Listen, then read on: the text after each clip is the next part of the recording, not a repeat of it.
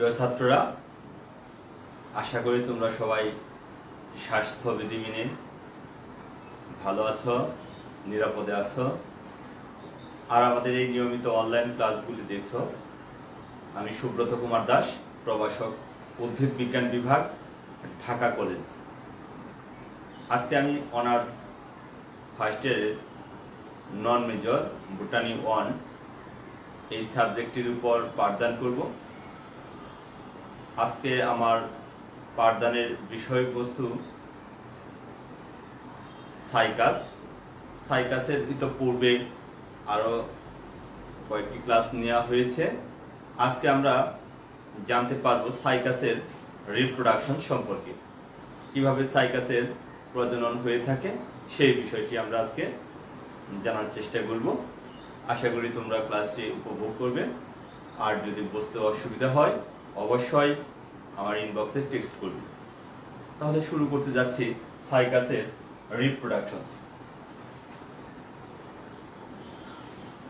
Reproductions মানে প্রজনন। সাইকাসের প্রজনন প্রক্রিয়া।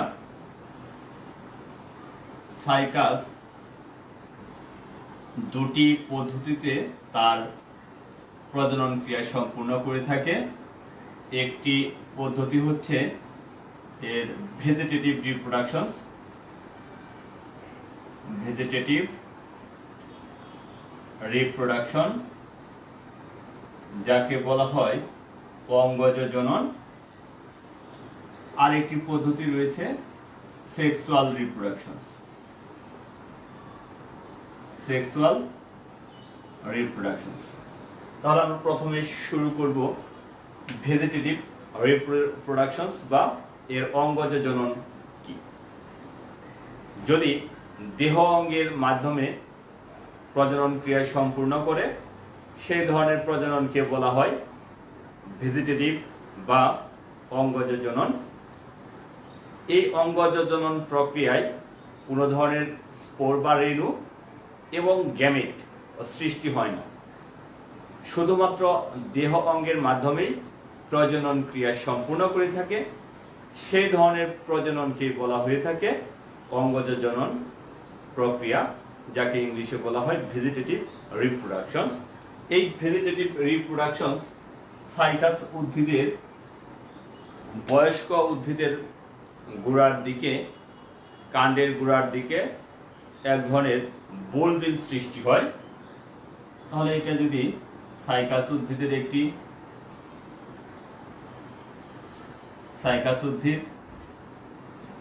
সাইকাস উদ্ভিদের গোড়ার দিকে এরকম বুলবিল বা অস্থানিক মুকুল তৈরি হতে পারে। বুলবিল হতে পারে, এছাড়াও অস্থানিক মুকুল বা বার তৈরি হতে পারে। মুকুল বা বার তৈরি হতে পারে। এই অস্থানিক মুকুল বা এই বুলবিল যদি আমরা উদ্ভিদ থেকে আলাদা করে অন্যত্র রোপণ করি তাহলে সেখান থেকেই নতুন সাইকাস উৎপন্ন হয়ে থাকে। আমরা জানি এই সাইকাস উদ্ভিদটি একটি ভিন্নবাসী উদ্ভিদ, অর্থাৎ এই উদ্ভিদের পুং গ্যামেট পুং উদ্ভিদে এবং স্ত্রী গ্যামেট স্ত্রী উদ্ভিদের জন্মে। সেজন্য এই উদ্ভিদসমূহ এক লিঙ্গিক। পুং উদ্ভিদ হতে আমরা যে বুলবিল বা বাড কালেক্ট করব, সেই বুলবিল বা বাড থেকে যে উদ্ভিদটি জন্মাবে সেটি হচ্ছে পুরুষ উদ্ভিদ, পুরুষ সাইকাস।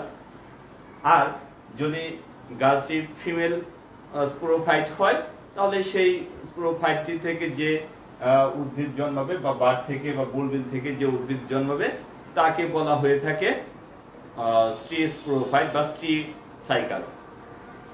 সেই জন্য আমরা দেখতে পাচ্ছি এই যে বুলবিল বা বাড এর মাধ্যমে যখন জনন ক্রিয়া সম্পূর্ণ করছে এগুলি একটি অঙ্গজ উপাদান। সেই জন্য এই ধরনের জননকে বলা হয়ে থাকে ভেজিটেটিভ রিপ্রোডাকশনস বা অঙ্গজ জনন। এরপর আমরা এই সেক্সুয়াল রিপ্রোডাকশন সম্পর্কে জানি। Sexual reproductions. সেক্সুয়াল রিপ্রোডাকশনস এর সংজ্ঞা হচ্ছে যখন গ্যামেট সৃষ্টির মাধ্যমে জনন ক্রিয়া সম্পূর্ণ হয় সেই ধরনের জননকে বলা হয়ে থাকে সেক্সুয়াল রিপ্রোডাকশনস বা যৌন জনন। এই যৌন জনন প্রক্রিয়ার শুরুতেই আমাদের কি লাগবে? গ্যামেট লাগবে। সেটি পুং গ্যামেট এবং স্ত্রী গ্যামেটের মধ্যে মিলন ঘটবে, তারপরে যে উদ্ভিদ তৈরি হবে সেটি হচ্ছে পূর্ণাঙ্গ উদ্ভিদ। যেহেতু এখানে গ্যামেটের প্রয়োজন, গ্যামেটের মাধ্যমে জনন ক্রিয়া সম্পূর্ণ করছে, সেই জন্য তাদেরকে বলা হয় সেক্সুয়াল রিপ্রোডাকশনস বা যৌন জনন। এই যৌন জনন প্রক্রিয়ায় প্রথমেই যে উপাদানটি প্রয়োজন সেটি হচ্ছে এর স্ট্রবিলাস। আমরা জানি যে পুং উদ্ভিদ এবং স্ত্রী উদ্ভিদ আলাদা আলাদা, সেজন্য পুং উদ্ভিদ হতে এক ধরনের স্ট্রবিলাস তৈরি করে, তাকে বলা হয় মেল স্ট্রবিলাস, এবং স্ত্রী উদ্ভিদ হতে আরেক ধরনের স্ট্রবিলাস তৈরি করে, তাকে বলা হয়ে থাকে ফিমেল স্ট্রবিলাস বা কুল। এই পুং স্ট্রবিলাস সমূহ এবং স্ত্রী স্ট্রবিলাস বা মেগাস্পোরোফিল এই সমূহ একটু একলিঙ্গিক, যেহেতু উদ্ভিদটি পুরুষ উদ্ভিদ এবং স্ত্রী উদ্ভিদে আলাদা, সেজন্য পুং স্ট্রবিলাস থেকে পুং মাইক্রোস্পোর তৈরি হবে, মাইক্রোস্পোরোফিল সমূহ মেগাস্পোর তৈরি করবে এবং মেগাস্পোরোফিল সমূহ মেগাস্ট্রবিলাস বা মেগাস্পোরাঞ্জিয়াম তৈরি করে থাকে। সেজন্য এই উদ্ভিদের প্রথমে আমরা আলোচনা করব পুং স্ট্রবিলাস বা মেল স্ট্রবিলাস।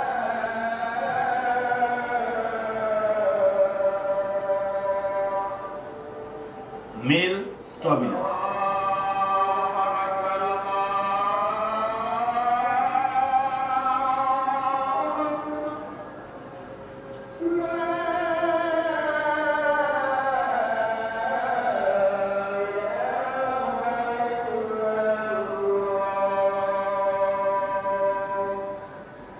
মেল স্ট্রবিলাস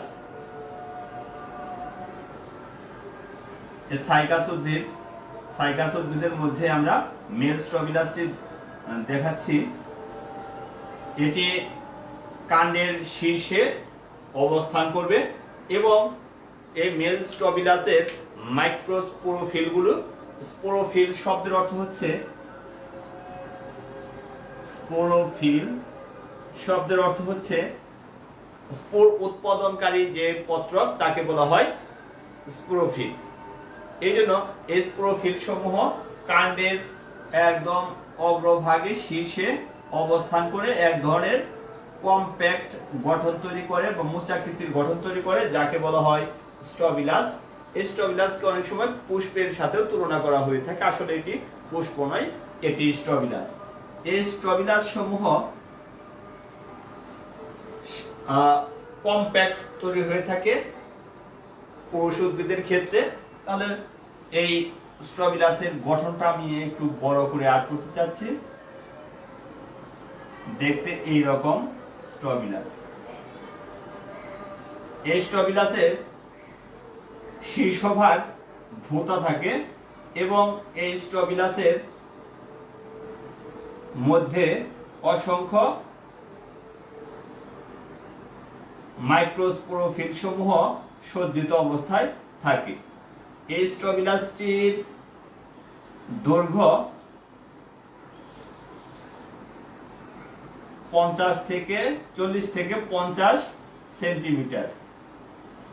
এই স্ট্রবিলাসটির দৈর্ঘ্যে প্রায় 40 থেকে 50 সেন্টিমিটার উচ্চতা বিশিষ্ট হয়ে থাকে।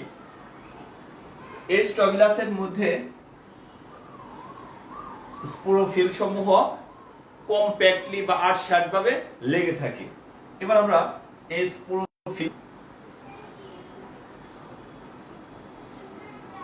স্পোরোফিলকে যদি আমরা আরেকটু বড় করে দেখি, তখন আমরা দেখতে পাবো স্পোরোফিলটির গঠন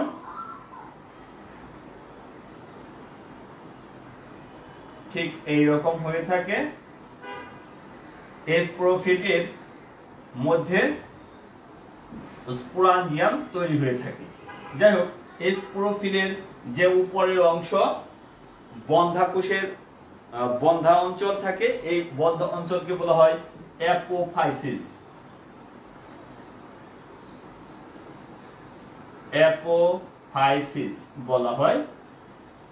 আর নিচের যে অংশ, নিচের অংশ চওড়া চ্যাপ্টা এবং ওয়েট শেপড কিলোকাকার। এই চ্যাপ্টা অংশের মধ্যে নিম্ন পৃষ্ঠে সাধারণত মাইক্রোস্পোরাঞ্জিয়ামগুলি অবস্থান করে। তাহলে নিম্ন পৃষ্ঠে মাইক্রোস্পোরাঞ্জিয়ামগুলি অবস্থান করে। এই যে মাইক্রোস্পোরোফিল,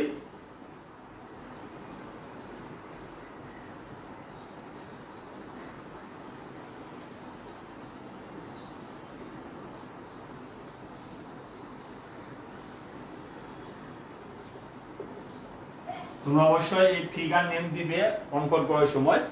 মাইক্রোস্পোরোফিলের যে উচ্চতা বা দৈর্ঘ্য সেটা সাধারণত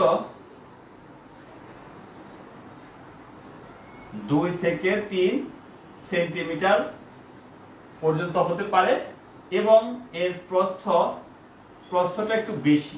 প্রস্থটা হতে পারে 12 থেকে 13 মিলিমিটার। এবং নিম্ন পৃষ্ঠে স্পোরাঞ্জিয়াম সমূহ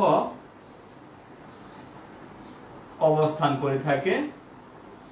এই স্পোরাঞ্জিয়াম সমূহ অবস্থান করে যে গঠনটি তৈরি করে তাকে বলা হয়ে থাকে সুরাস।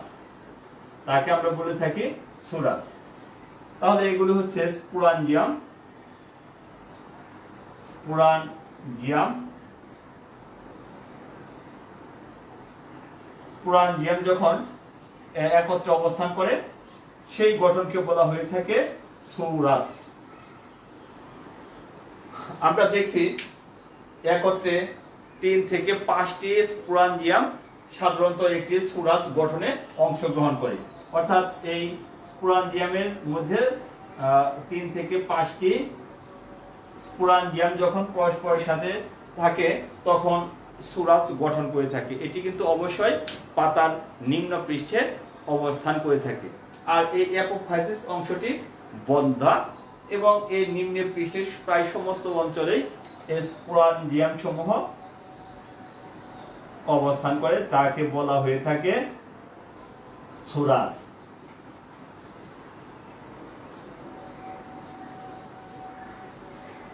সুরাস আমরা বলে থাকি। যাই হোক, এই যে স্পোরাঞ্জিয়াম, এই স্পোরাঞ্জিয়ামের গঠনটা কি রকম? এই স্পোরাঞ্জিয়ামটা দেখতে অনেকটাই গোলাকৃতি বা ডিম্বাকৃতির ধরনের হয়ে থাকে। স্পোরাঞ্জিয়াম দেখতে গোলাকৃতি বা ডিম্বাকৃতির ধারণ করে এবং এর একটি বাইরের যে প্রাচীর সেখানে পাতলা আবরণ থাকে। যখন স্পোরাঞ্জিয়ামের ভিতরে মাইক্রোস্পোরগুলি তৈরি হয়, মাইক্রোস্পোর সমূহ তৈরি হয়ে থাকে, সেই ফাঁকা স্থান দিয়ে বা পাতলা স্থান দিয়ে মাইক্রোস্পোরগুলি বাইরে বের হয়ে আসে।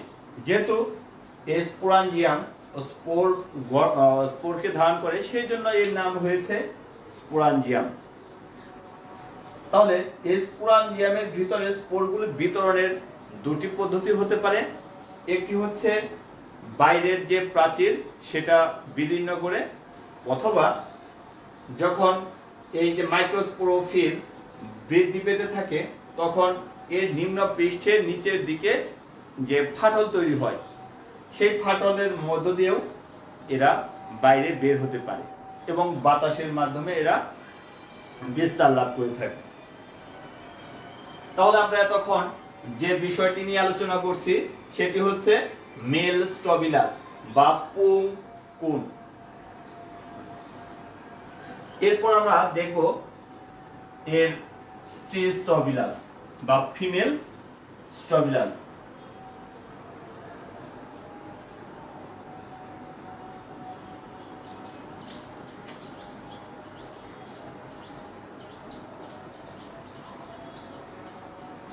ফিমেল স্ট্রবিলাস, এই ফিমেল স্ট্রবিলাস মেল স্ট্রবিলাসের মতো এত কম্প্যাক্ট স্ট্রবিলাস তৈরি করে না, ৮-৬০ ভাবে কোনো স্ট্রবিলাস তৈরি করে না। এরাও উদ্ভিদের কাণ্ডের শীর্ষে উৎপন্ন হয়ে থাকে, তবে এরা ঢিলে ঢালাভাবে অবস্থান করে। মেগাস্পোরোফিল সমূহ পরস্পরের সাথে যুক্ত হয়ে একটি ফিমেল স্ট্রবিলাস উৎপন্ন করে থাকে। এই ফিমেল স্ট্রবিলাস সাধারণত ৬ থেকে ৭ ইঞ্চি পর্যন্ত লম্বায় হয়ে থাকে এবং এই মেগাস্পোরোফিল গুলির একটি গঠন রয়েছে। গঠনটা অনেকটাই আকর্ষণীয়। সেই গঠনটির উপরের যে অংশ, সেই উপরের অংশে খুন্ড খুন্ড বা সূক্ষ্ম সূক্ষ্ম এক ধরনের পিনা থাকে, আর নিচের যে অংশ, সেই নিচের অংশকে বলা হয় সরু অংশ। সেই সরু অংশের দুপাশে নগ্নভাবে ডিম্বকগুলি অবস্থান করে থাকে। এগুলি পিনা।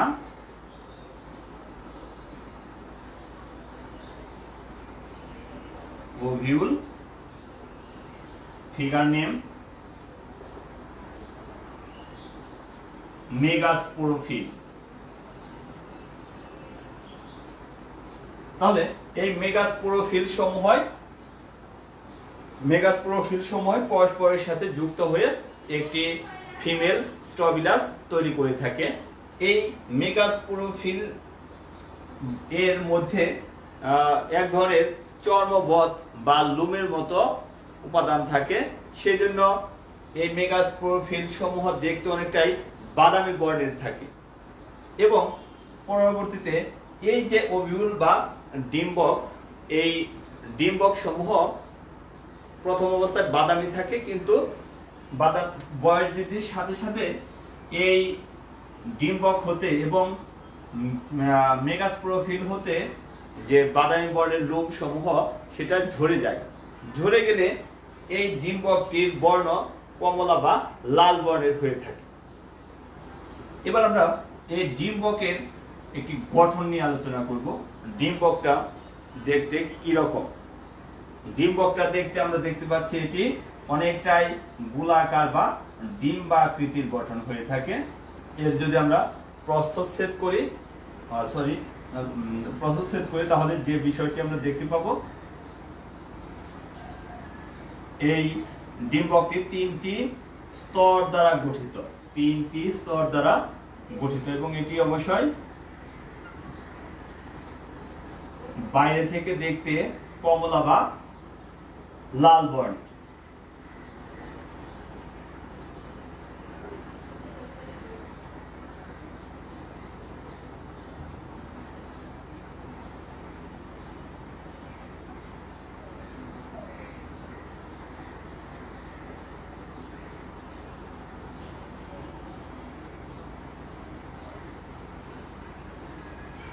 তোমরা আমার সাথে সাথে যদি অঙ্কন করো তাহলে অনেকটাই সহায়তা করবে তোমাদের স্টাডির ক্ষেত্রে, কারণ চিত্রটি তোমাদের অঙ্কন করা হয়ে যাবে। তাহলে আমরা বলেছিলাম এই ডিম্বকটি তিনটি স্তর দ্বারা গঠিত।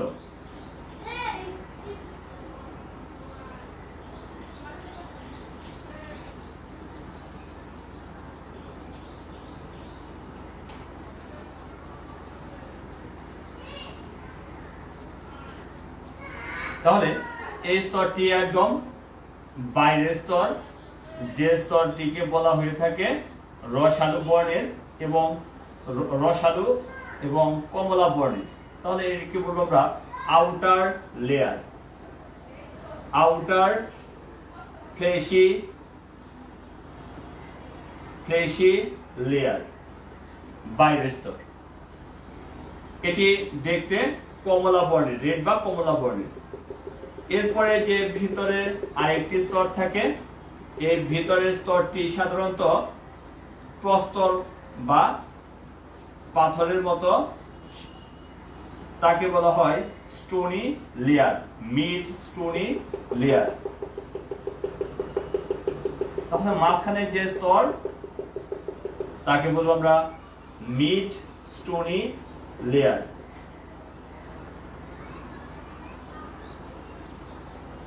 এবং এর ভিতরে আরেকটি স্তর থাকে বা সর্ব অন্তঃস্থ স্তর, সেই অন্তঃস্থ স্তরকে বলা হয়ে থাকে ইনার ফ্লেশি লেয়ার।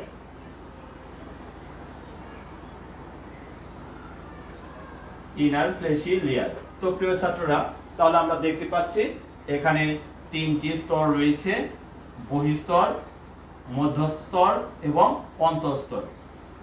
এই ডিম্বকটির উপরের দিকে কোনো ত্বক থাকে না, ত্বক দ্বারা আবৃত থাকে না, সেজন্য এই অঞ্চলটি ফাঁকা থাকে বা একটি ছিদ্র থাকে। এই ছিদ্রকে বলা হয়ে থাকে মাইক্রোপাইল। মাইক্রোপাইল, কারণ এই ছিদ্র দিয়েই পরাগরেণু ডিম্বাণুর সাথে মিলিত হবে। আর এই ডিম্বকের ভিতরের যে অংশ প্রধান টিস্যু, সেই প্রধান টিস্যুকে বলা হয় নিউসেলাস টিস্যু। এই ভিতরের প্রধান যে টিস্যু তাকে বলা হয়ে থাকে নিউসেলাস টিস্যু। তাহলে এই অঞ্চলটি হচ্ছে নিউসেলাস টিস্যু। এই নিউসেলাস টিস্যুটি ডিম্বকের প্রধান অঞ্চল হিসেবে কাজ করে থাকে। এই নিউসেলাস টিস্যুর ভিতরে যে ডিম্বক রন্ধ্র যেখানে রয়েছে, সেই অংশে পাখির ঠোঁটের ন্যায় একটি অঞ্চল তৈরি হয়, যাকে বলা হয় নিউসেলাস বিক। তাহলে এই টিস্যুটা হচ্ছে নিউসেলাস। আর এর নিচের দিকে একটি পাখির ঠোঁটের মতো অঞ্চল হয়, তাকে বলা হয় নিউসেলাস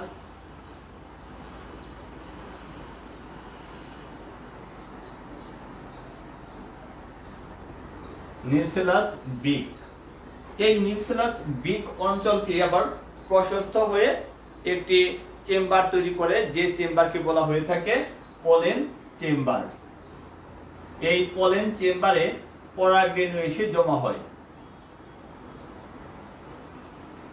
পলেন চেম্বার বলা হয়ে থাকে। তাহলে দেখতে পাচ্ছি এই অঞ্চলটি একটি ফাঁকা বা ছিদ্রপথ রয়েছে, যাকে আমরা মাইক্রোপাইল বলছি। এই মাইক্রোপাইলের নিচের দিকে নিউসেলাসের উপরে একটি চেম্বার থাকে, যাকে পলেন চেম্বার বলে থাকে। এবং এই নিউসেলাস যে টিস্যু, নিউসেলাস টিস্যুর ভিতরে বা গভীরে একটি কোষ মেগাস্পোর মাতৃকোষ হিসেবে উৎপন্ন হয়। সেই মেগাস্পোর মাতৃকোষটি বারবার বিভাজনের মাধ্যমে আর্কিগোনিয়াম সৃষ্টি করে, আর্কিগোনিয়াম সৃষ্টি করে থাকে। এই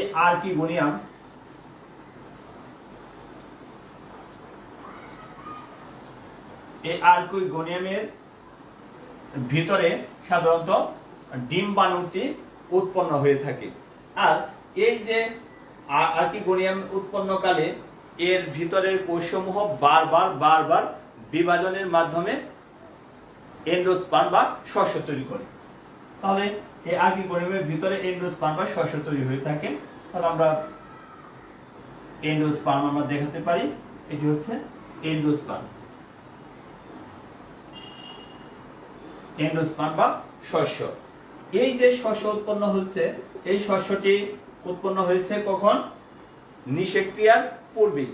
যেহেতু এদের নিষেক্রিয়ার পূর্বেই এন্ডোস্পার্ম বা শস্য উৎপন্ন হয়ে থাকে, সেই জন্য আমরা বলে থাকি সাইকাস উদ্ভিদ বা জিমনোস্পার্ম এর শস্য বা এন্ডোস্পার্ম সাধারণত হ্যাপ্লয়েড প্রকৃতির। আর আবৃতবীজী উদ্ভিদের বা অ্যাঞ্জিওস্পার্মের শস্য কিরকম? চিত্র হবে ট্রিপ্লয়েড যেহেতু এদের এন্ডোস্পার্মটি নিষেক্রিয়ার পূর্বেই তৈরি হয়ে থাকে, সেই জন্য এটি একটি হ্যাপ্লয়েড প্রকৃতি।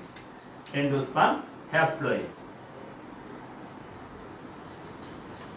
এবার এই যে ডিম্বক মূল, এই ডিম্বক মূলের ভিতর দিয়ে পরিবহন টিস্যু প্রবেশ করে। ভাস্কুলার বান্ডল অবস্থান করে। Vascular bundle. তাহলে এটি একটি মেগাস্পোরাঞ্জিয়ামের গঠন।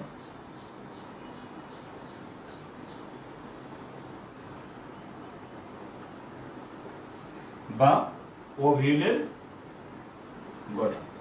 প্রিয় ছাত্ররা, এই ডিম্বকের গঠনের চিত্রটি তোমরা সুন্দর করে আরো আর্ট করবে, যেন পরীক্ষার হলে তোমরা ইজিলি এই চিত্রটি অঙ্কন করতে পারো।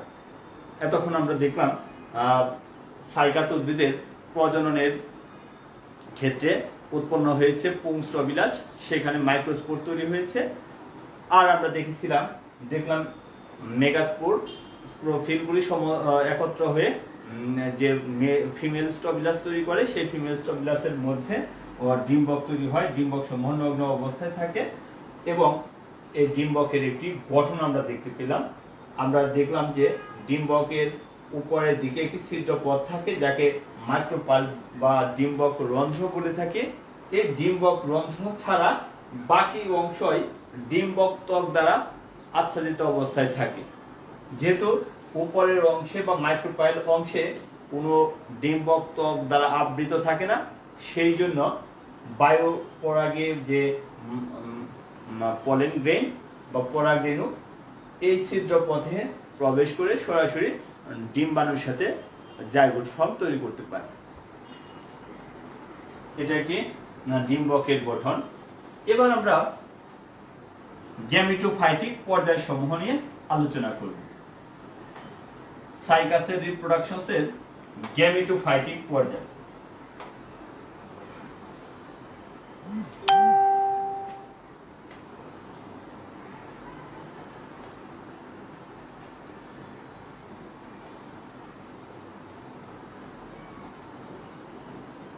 Gametophytic stage. আমরা জানি এই সাইকাসের দেহটি, মূল দেহ হচ্ছে স্পোরোফাইটিক। আর এই যখন গ্যামেট তৈরি করে, সেই গ্যামেট সৃষ্টিকারী যে দশা তাকে বলা হয় গ্যামেটোফাইটিক। এই গ্যামেটোফাইটিক স্টেজটি দুটি ভাগে ভাগ করা হয়েছে। একটি হচ্ছে মেল গ্যামেটোফাইট,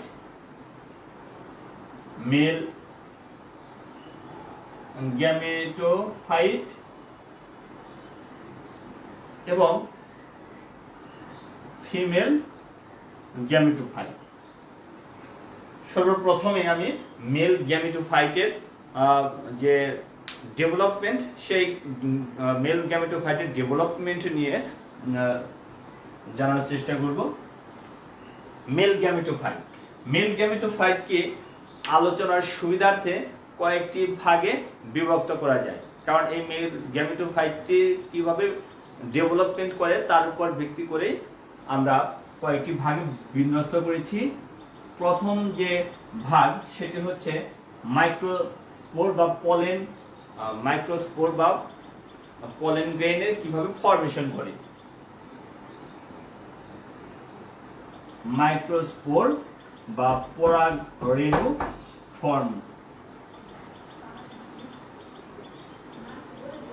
ফর্মেশন। আমরা দেখেছিলাম যে মাইক্রোস্পোরোফিলের মধ্যে যে রয়েছে, স্পোরাঞ্জিয়াম সমূহ রয়েছে, সেই স্পোরাঞ্জিয়ামের ভিতরেই মাইক্রোস্পোর সমূহ অবস্থান করে। এই মাইক্রোস্পোর সমূহ কিন্তু সংখ্যায় অসংখ্য, এবং এই মাইক্রোস্পোরগুলি দেখতে অনেকটা গোলাকৃতি বা ডিম্বাকৃতির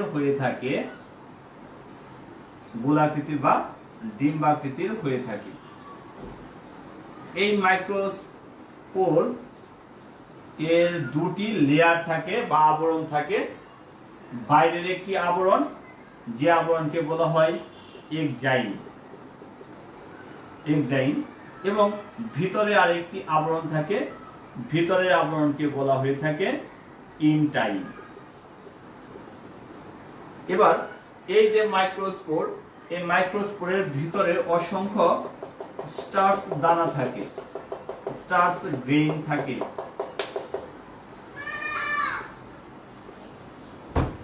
স্টার্চ গ্রেইন জমা থাকে। এবার এই মাইক্রোস্পোরের মধ্যে একটি বড় একটি গহ্বর তৈরি হয়, ভ্যাকিউল তৈরি হয়, বড় একটি গহ্বর তৈরি হয়।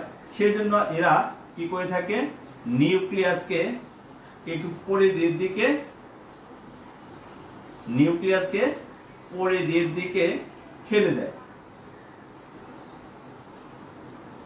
নিউক্লিয়াস, এখানে বড় একটি ভ্যাকিউল তৈরি হবে, সেল ভ্যাকিউল, কোষ গহ্বর তৈরি হয়। সেই কোষ গহ্বরের কারণে নিউক্লিয়াসটি একটি পরিধির দিকে অবস্থান করে। এরপরে নিউক্লিয়াসের বিভাজন।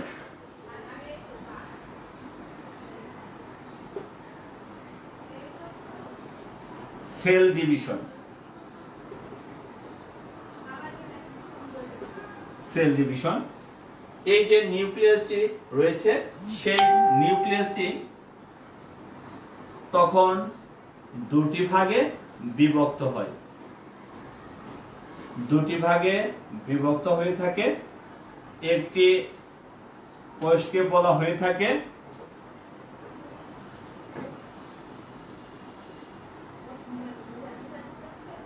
ছোট আকৃতির কোষ, যাকে বলা হয় প্রোথেলিয়াল সেল, এবং আরেকটি বড় আকৃতির কোষ তৈরি হয়ে থাকে, তাকে বলা হয় অ্যানথেরিডিয়াল সেল।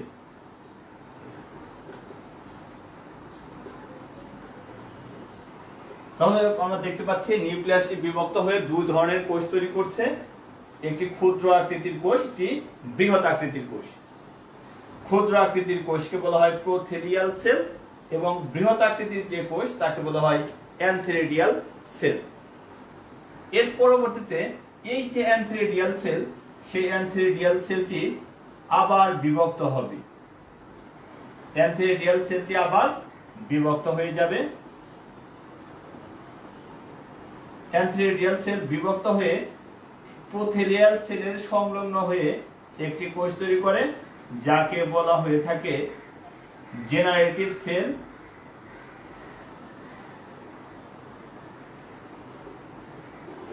প্রোথেলিয়াল সেল,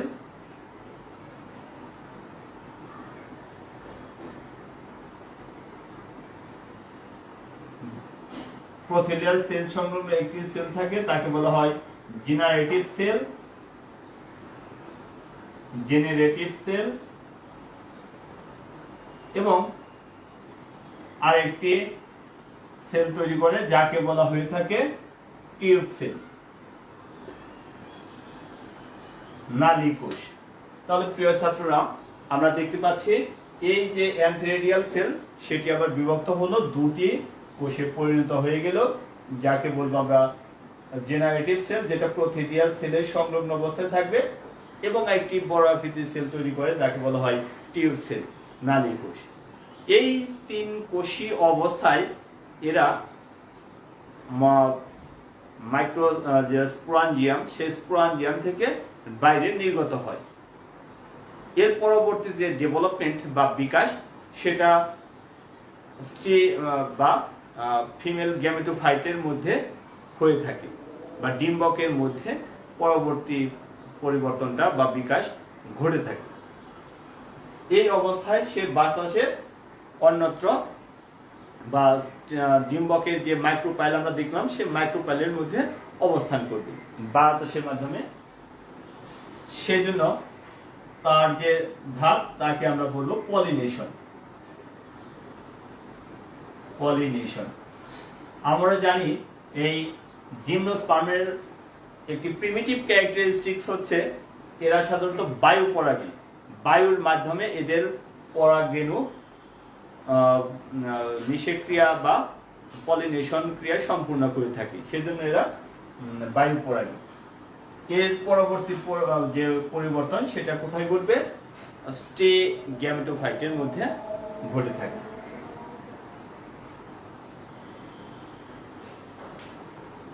এবার আমরা কল্পনা করব এই পলেন গ্রেনটি বা মাইক্রোস্পোরটি স্টেগেমেটোফাইটের মধ্যে অবস্থান করেছে। স্টেগেমেটোফাইটে অবস্থান করে প্রায় 7 দিন পর্যন্ত এই অবস্থায় থাকবে। এর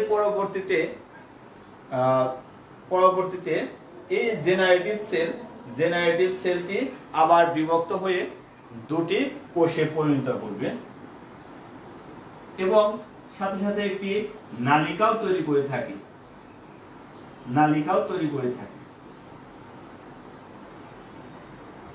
তাহলে এটি প্রথেলিয়াল সেল। জেনারেটিভ সেলটি বিভক্ত হয়ে দুটি কোষে তৈরি করবে। একটি কোষকে বলা হয় স্টক সেল এবং আর একটি সেল তৈরি করে যাকে বলা হয়ে থাকে সোমাটিক সেল।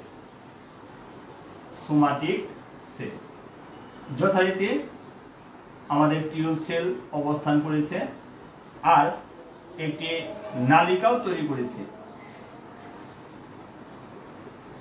যাকে বলা হয় পলেন টিউব তৈরি করেছে। দেখো এই জেনারেটিভ সেলটি কয়টি ভাগে বিভক্ত হলো? দুটি ভাগে বিভক্ত হলো।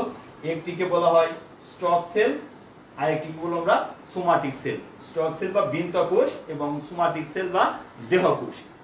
এই স্টক সেলটি আর কোনো ফাংশন থাকে না, এখানে এর কোনো পরিবর্তন আর হবে না, কিন্তু এই সোমাটিক সেলটি পরবর্তীতে পরিপুষ্টনের বা পরিস্ফুটনের ক্ষেত্রে কাজে লাগবে। এই যে পলেন টিউব তৈরি হলো, এই পলেন টিউবটি পরাগ নালিকার ভিতরে যে নিউসেলাস কোষ রয়েছে সেই নিউসেলাস কোষের দিকে নিম্ন দিকে ধাবিত হবে। আমাদের জেনে রাখা ভালো আবৃতবীজী উদ্ভিদের এই পলেন টিউব এবং নগ্নবীজী উদ্ভিদের পলেন টিউবের মধ্যে কিছু পার্থক্য রয়েছে। পার্থক্যটা কিরকম? নগ্নবীজী উদ্ভিদের এই যে পলেন টিউব সেটি কিন্তু নিম্ন দিকে ধাবিত হবে। নিম্ন দিকে ধাবিত হতে হতে এরা নিউসেলাস যে কোষ রয়েছে সেই নিউসেলাস কোষকে বিনষ্ট করবে এবং নিউসেলাস কোষ হতে একটি ফাঁকা স্থান তৈরি করবে।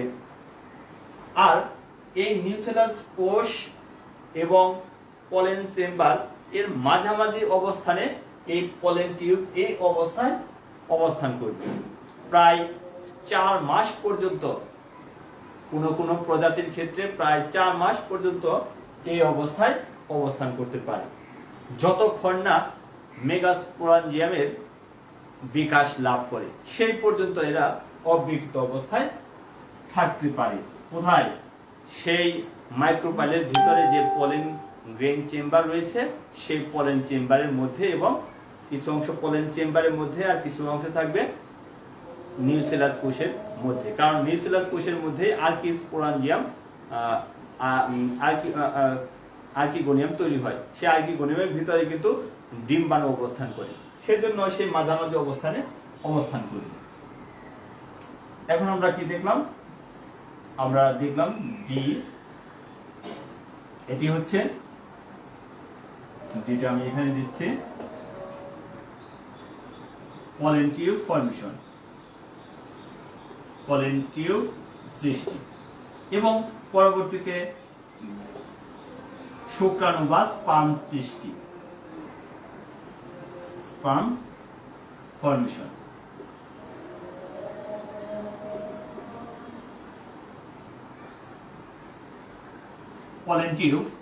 পলেন টিউবের ভিতরে এই যে আমরা সোমাটিক সেল দেখছি, সেই সোমাটিক সেলটি আকারে একটু পরিবর্তন হবে এবং এই সোমাটিক সেলের যে নিউক্লিয়াস, সেই নিউক্লিয়াসে দুপাশে ব্লেফারোপ্লাস্ট জমা হবে এবং দুটি কোষে পরিণত হবে। এই কোষ দুটি কিন্তু সমান আকৃতির কোষ তৈরি হবে। এই কোষটিকে বলা হয়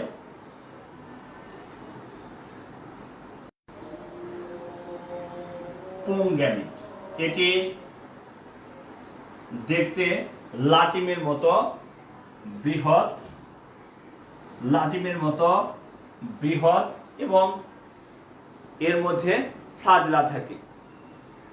আমরা মেল গ্যামেট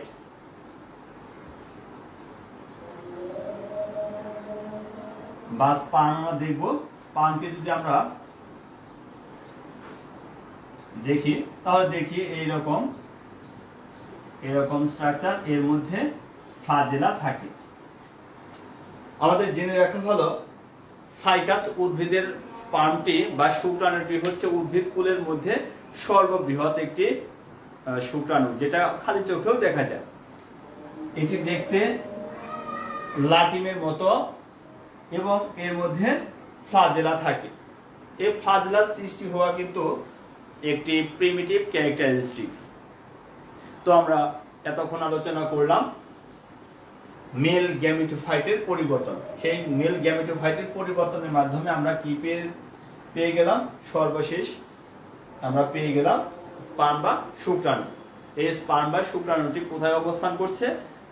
এটি ফিমেল গ্যামেটোফাইটের মধ্যে অবস্থান করছে এবং পরবর্তীতে ফিমেল গ্যামেটোফাইটের ডেভেলপমেন্টের সাথে সাথে এটি বা স্পার্মটি ডিম্বাণুর সাথে নিষেক্রিয়া সম্পূর্ণ করবে।